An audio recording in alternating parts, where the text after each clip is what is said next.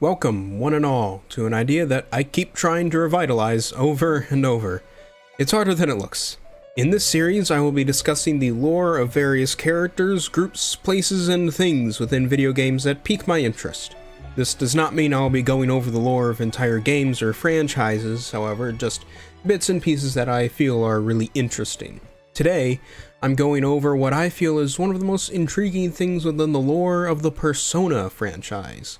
And yes, I know, it's a subset of the Shin Megami Tensei franchise, but we're not here to talk about that. I am here today to talk about a place that exists between mind and matter. I will be discussing the origins of this place, its purpose, style, behavior, and the enigmatic figures that tend to it. Just as a precaution though, discussing this in any real depth will require a deal of spoilers, but I won't be completely spoiling game endings or anything. Regardless, you have been warned. Welcome to the Velvet Room.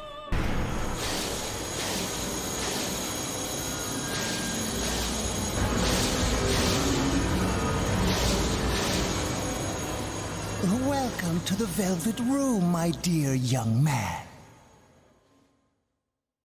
To understand the Velvet Room, we must first understand how it came into existence and why. So this is going to take some context. In the world of Persona, Jungian psychology is mixed with the occult, and as such, most concepts within that field are given real forms. One such example of this is the Jungian idea of the collective unconscious. According to Jung, the collective unconscious is this sort of metaphorical set of ideas, concepts, values, and symbols that we all share deep within our minds as humans. These concepts are then subconsciously applied to the cultures that humanity cultivates, and as such, these ideas are expressed in different ways from culture to culture despite having the same foundation.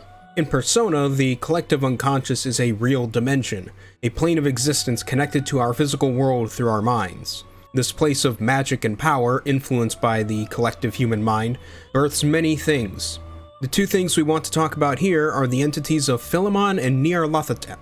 These two beings are extremely powerful entities born from the collective mind of humanity and are polar opposites. Philemon is the collective sum of humanity's virtues, effectively making him the collective human persona not yet fully awoken. Nyarlathotep, on the other hand, is all of humanity's evils made manifest, making him humanity's ultimate shadow, a being of pure darkness and sin that humanity regularly attempts to repress. The two opposing entities made a wager. The bet was simple. If humanity could confront itself and awaken its full potential as a species, Philemon is the winner. If humanity fails to overcome its sins and destroys itself, Nyarlathotep wins. The catch was that neither entity could directly interfere in the lives of humanity. They were merely observers, at most using proxies. Ignoring that this stipulation was essentially thrown out the window by Nyarlathotep in Persona 2, Philemon found a workaround to help humanity. That workaround was the Velvet Room, a space he constructed between mind and matter, between the physical world and the world of our dreams. A world that only those who had awakened their true selves could enter, and who would be aided by its mysterious attendants in fighting the darkness that threatened humanity's future. But that begs the question, how does this room work, and how does it help its guests? Let's take a look. The room itself is rather odd in how it behaves. In Personas 1 and the 2 duology, the Velvet Room is styled after the Black Lodge from Twin Peaks, a similarly mysterious room covered in velvet curtains and high-class furniture. The primary difference being that the Velvet Room is blue and black rather than red and black, and that in the Velvet Room, speech isn't reversed, and generally speaking, the room's guests are not affected by the room itself. In fact, the opposite is true. Once a new team came along to continue making Persona games with 3 and beyond, we see new lore of the room emerge. We find out that the Black Lodge style room for 1 and 2 is simply one form the room may take out of many. A room, as it turns out, shapes itself according to the psyche of the room's guest. In Persona 3, the room is an elevator infinitely ascending, representing the ascent through Tartarus the main character must endure, along with other potentially symbolic meanings regarding his fate. In Persona 4, the room becomes a limousine driving through an impenetrable fog, representing the journey of pushing through the fog of lies and blissful ignorance in search of the truth regarding what's been happening in Inaba. And in Persona 5, the room becomes a circular prison with the main character locked inside. This one is a little tricky though, as the Velvet Room becomes part of one of the main plot twists of the game, so I won't be going too deep there. Needless to say, the room caters itself to whoever its current guest of honor is. but the ones who do the real heavy lifting are the room's attendants. I will be going over the attendants in the order they appear in the games, and as such, the first one to discuss is the Velvet Room's master himself, Igor. Igor is the long-nosed man seen in every Persona game to date. It's implied that Igor was once a doll of some kind that was given life and eventually went on to serve Philemon as master of the Velvet Room, aiding the protagonists of each game with the services he and his assistants provide. Igor himself is the one who allows the protagonist to fuse personas together into even stronger personas, a key feature in every game. He also provides cryptic and somewhat foreshadowing advice to the protagonist regarding potential events and hardships that will occur later in the story. As I said though, he's very cryptic about it, and most of what he says can't be fully understood until you've fully experienced the story of the game.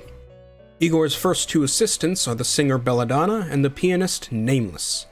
The pair are the ones playing the song Poem for Everyone's Soul, which you are hearing right now, and is the song that plays when you enter the Velvet Room. According to Nameless, the reason they play this song is because the song is what allows for one to open the doors to their heart, implying that this song is a vital part in the process of fusing personas. These two are not seen after Persona 2 Eternal Punishment, but it's implied in Persona 3 that the two still reside within the room, even if they are not taking full physical forms. In the Persona 2 duology, the trio is joined by a fourth member known as the Demon Painter. The Demon Painter, unlike the others, were not created for the purpose of residing within the Velvet Room. Rather, he was once a human, famous for his artistic skills.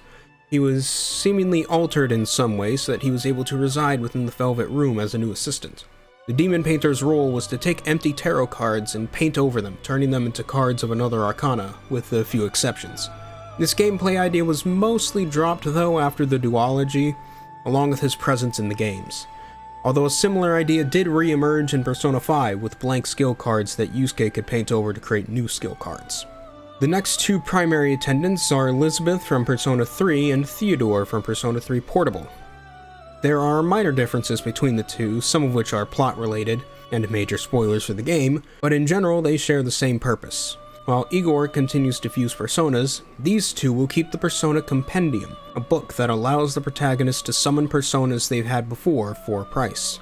They will also make requests of the protagonist, asking they create a certain persona or do something in Tartarus. In Persona 4, the new assistant is Margaret, who serves effectively the same purpose, as well as her requests being a social link. In Persona 4 Golden, there's also Marie, but she's a unique case and is not wholly an attendant herself, and that's a whole plot thing. I won't get into that here. Finally, in Persona 5, we have the attendants Carolyn and Justine. Again, a lot about the story about these two is very plot relevant, so I won't go too deep, but in general, they do the same thing of recording the compendium and making requests that will advance their confidant link. And that is the Velvet Room. I know if any Persona fans see this, they'll comment about stuff that I left out, but I don't want this to spoil the plot for any of the more recent Persona games. I wanted this to be just an entertaining discussion of lore without ruining anything for the curious newcomer. Regardless, I hope you enjoyed. This is TheRatMan, and I will see you all later.